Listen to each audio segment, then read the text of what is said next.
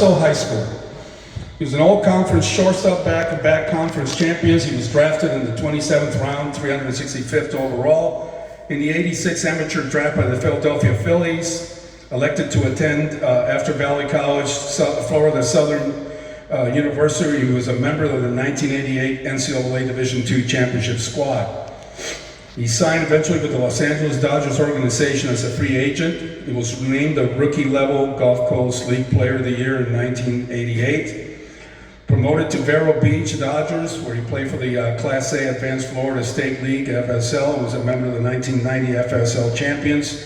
1991 was promoted to the Albuquerque Dukes, the Class AAA Pacific Coast League, where he served as a utility player during the 89, 90, and 91 off-season. Also played for the Australian Baseball League. I didn't know that. How about that? Did my homework. With the Dodgers Australian affiliate, the Adeline, I hope I pronounced it right, Giants.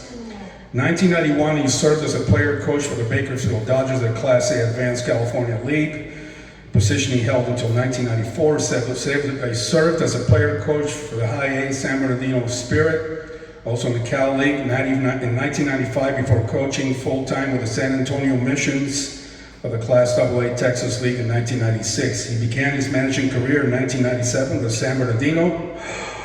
Taking the reins of the club late in the season, he managed the Great Falls Dodgers in Rookie League Pioneer League in 1998.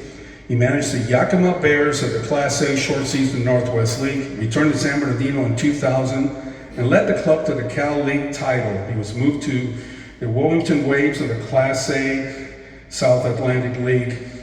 The following years, in 2002, he led the Jacksonville Suns to the Class AA Southern League East Division Championship and served as the club's manager in 2004.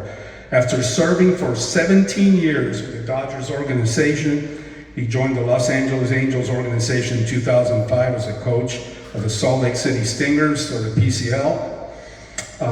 After longtime bench coach Joe Madden left the Angels to manage the Tampa Bay Devil Rays, he was appointed to the Major League's team's coaching staff with Mike Scioscia as his third base coach. While he was at third base, Scioscia said he advocated and he wanted a more aggressive style of base running. Like he's always told me, there's no yellow light. It's either red or green when I'm coaching third. And I always remember that. On October 8th, as a bench coach, he's known for his loud whistle. I don't know how I can never do it. He has a loud whistle he uses to relay defensive assignments such as shifts during games, etc. In November of 2018, he was named to the new third base coach of the Los Angeles Dodgers, where he won the World Series in 2020, defeating the Tampa Bay Devil Rays in 4-2.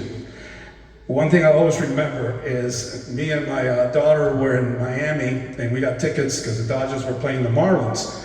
And we're on the third base side. We're surrounded by Dodger fans because, Dodgers always have fans everywhere. And in the middle of the game, all of a sudden, here comes the security guard. He taps my shoulder, and I look at him. Yes. He goes, "Are you Mike?" I go, "I think so. What did I do wrong?" And he goes, "Well, he wants to talk to you." And it was him, And I walked down to the gate right there, right by the dugout.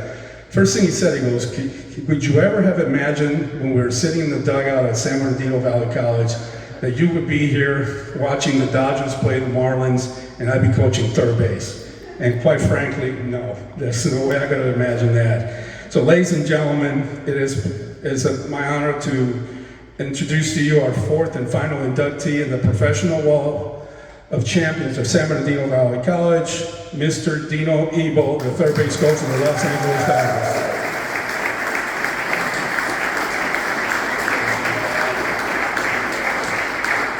Thank you so much. Thank Valley College, everybody in attendance tonight. I'm humbled because this is something that I'm not good at, like standing up here and talking about myself and getting an award like this. Like, everybody says there's only 4 guys, and I remember when you mentioned the story about this ring, and I let the Valley guys hold this tonight, and wherever I go, all the occasions, little league, high school, where I go speak now in the off season. I was that little kid when I lived in Barstow, and I've always wanted to win a World Series championship. So I said, one day if I ever get the chance to win this thing, that I will share it to everyone and anyone, especially young kids in high school and in college and even in the minor leagues. You know, I go over there all the time and I take this ring with me and I pass it around. And just to see like that little boy that was in me when I was growing up, just to hold the ring. I never put it on because I said when I put a ring on, it's going to be mine. But I always tell these little guys that walk around, like yesterday, the Ken Hubs, I say, here, take a picture with it. And my heart was beating because they would just pick it up and put it on it. And this, you know, coming from Barstow, you know, it all started when I left Barstow High School and I came to play for this man, Stan Sanchez. So when I came to Valley in 1985, you know, had a little talent. I went up to Stan and said, hey, back then, and I don't know how it is now in recruiting, but I said, I want to play for you because San Bernardino Valley was the team to play for. You know, now, you know, I hear RCC, but in my heart, it's San Bernardino Valley. So all I had to do was walk up to Stan and say, hey, I'm interested in coming to play for you. I live in Barstow, and that was it. He did the rest. I came here in 1985, 86. And the fundamentals of the game, like Stan said earlier for the guys in the back, this is the foundation where me today, coaching in the major leagues, where I learned how to play the game of baseball from this man, paying attention to detail, being at practice, the first one there, last one in the league, raking the field, doing all the little things to be that guy that I wanted to be where I'm standing today at Dodger Stadium in the third base box. But playing the game is the ultimate goal for you guys. You want to make it as a major league player. All these guys that are inducted with me tonight are players. I didn't make it to the big leagues, but it didn't stop me from getting to the big leagues. I've always said once I have that uniform on at any level. When I in San Bernardino Valley, I went on to Florida Southern, and Mike said all the stuff that I did in college. I won the national championship. I signed. Everywhere I went, it was about winning the championship, being that team guy and getting better every single day. And when I was a player in rookie ball, we won the championship. When I went to A ball, we won the championship. When I started to coach, we won the championship. When I managed, we won the championship. And I was missing that one ring in 2020. You know, this is the ring that I've always wanted. This ring right here. So you guys in the back, every day that you come to practice, you got to find a way to get better. The goal is to make it as a player. That's the goal. But for a guy like me, I said, I'm never going to take this uniform off until they take it from me. And me being a young coach, starting in the major leagues in 2006, my goal was, as an infield guy, third base coach, like Sola said, that Mike Scioscia gave me the opportunity to come up and be the third base coach for the Angels. And that's one thing he told me. He said, listen, you're never going to hear anything out of me being aggressive. I want you to be aggressive. You're only going to have a red light and a green light. Fans have yellow lights. So that's true, because when the ball's hit where I'm at it every night at Dodger Stadium, when the ball's hit, I've already made a decision. And then the play happens, and then I get booed if somebody gets thrown out at the plate, which is fine because that's part of the game on my side. But as long as I'm prepared for the players in the back, if you're prepared, you're going to be confident. If you're not prepared, you're going to be scared to death. Playing in front of 56,000 people on those lights, I've always told young kids that come up, these are bright lights at Dodger Stadium, and we're expected to win championships every year. Every year as a Dodger. When I was with the Dodgers in the minor leagues, Tom Lasorda said we're expected to win championships. I left to go to the Angels, we were expected to win championships. I came back to the Dodgers, we're expected to win championships. I don't know what other organizations say, because I don't care. Two organizations that I grew up loving was the Dodgers and Angels, and I'm going on 37 years in that uniform. And I'm not going to take it off till they take it from me. I have one more goal, is someday to manage.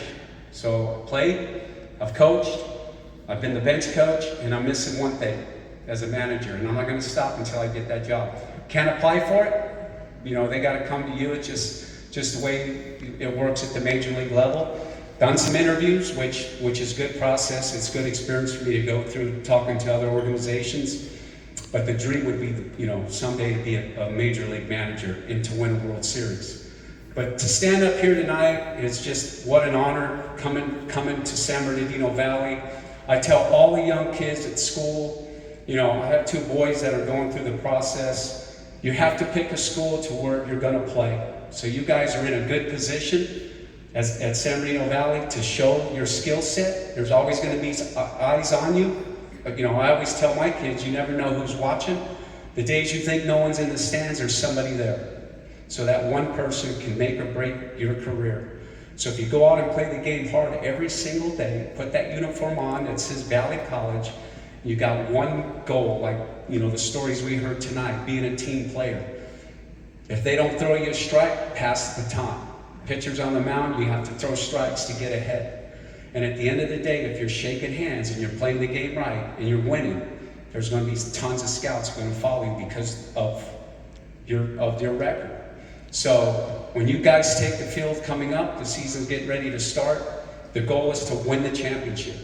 There's nobody else going to stop you except for yourselves. And always the message that I try to send when I come to these events and talk to the teams is when there's always going to be haters. There's haters now in this world that's going to try to put you guys down.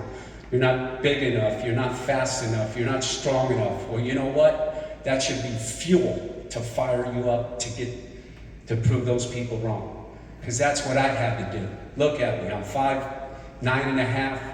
I weigh 160 pounds. I weighed 180 when I played, and that's all I heard. But nobody outworked me. I was the first one there, the last one to leave, and that still holds true today. Talk about Tom Lasorda said, Dino, when you get your opportunity, when I started to coach, he said, you're just like a player. I said, what do you mean, Tommy? He said, there's a small window. There's 30 major league third base coaches, 30 in the world. And when you get that chance, you better jump through that window, shut that window, and lock it tight because someone's coming after your job. So I'm going on 19 years, 15 as a third base coach, 4 as a bench coach. And that window's still locked because there's 30 jobs in the world, and I have one of them. That's how special these jobs are in the major leagues. I live a dream. I live a dream. And for me to have my family here tonight and to have, you know, the uniform go up on the board, it means so much because I try to get back to the kids. We have the clinic. You know, I go back every year to Barstow where I'm, you know, born and raised. We have clinics there. I come to Valley as much as I can, to Ken Hubs. Anytime I can get a chance to come speak, I do it because I'm a local kid. I never forgot where I came from, but it all started right here. And like you said earlier, this school has totally changed. I mean, this is unbelievable. I didn't even know where to park. It's like going to a 4-year school, and I'm like, this is great what Valley has done to the community, giving the kids here an opportunity to come get an education and play sports, because the next step is your goal. You want to go play D2, D3, D1, sign as a minor league player, and the ultimate goal, one day come back and do what I'm doing, and do what we did here tonight. You can speak to the younger generation and you know, give what you have. So I just want to thank you so much for coming tonight.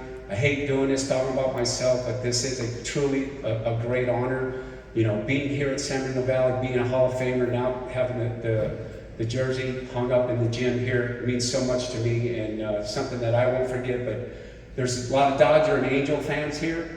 So if you come by the stadium, please come by the dugout, like Solo, just tell the security guard you're from Valley College, that's the key.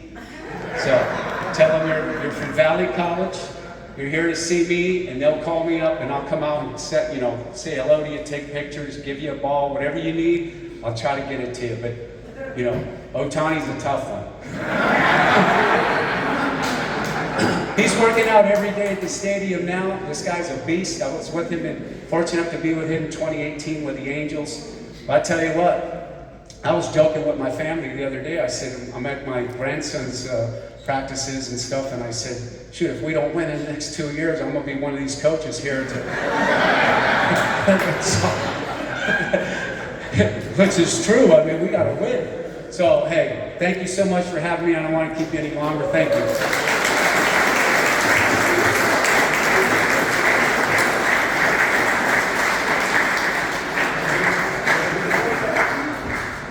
Wow, how do you top that? Before we do our final moment, which get your cameras ready, get all your cell phones ready, I just wanted to say something. As I mentioned before, this is a collective work, and it's a lot of work to put this together. Okay, and I'm going to go out and say that, a lot of people have said, we should have all the walls for international athletes that we've had here at Valley College. We've had other walls for professional players that have come out of Valley College. These are the 4 lucky ones that won championships. There's many others that play professional sports, not just in baseball, but in football. I like to see them be honored as well, but it takes work, and it takes people coming forward and putting in the work to do this. So I just want to, before we finish here, I would like to ask Stan Sanchez, Dino Ebel, if you can stand over there by that string, please. And Myrtle Lane, where are you? Come on, girl. Come on. 2, 3. Ladies and gentlemen, the professional wall of Valley College champions.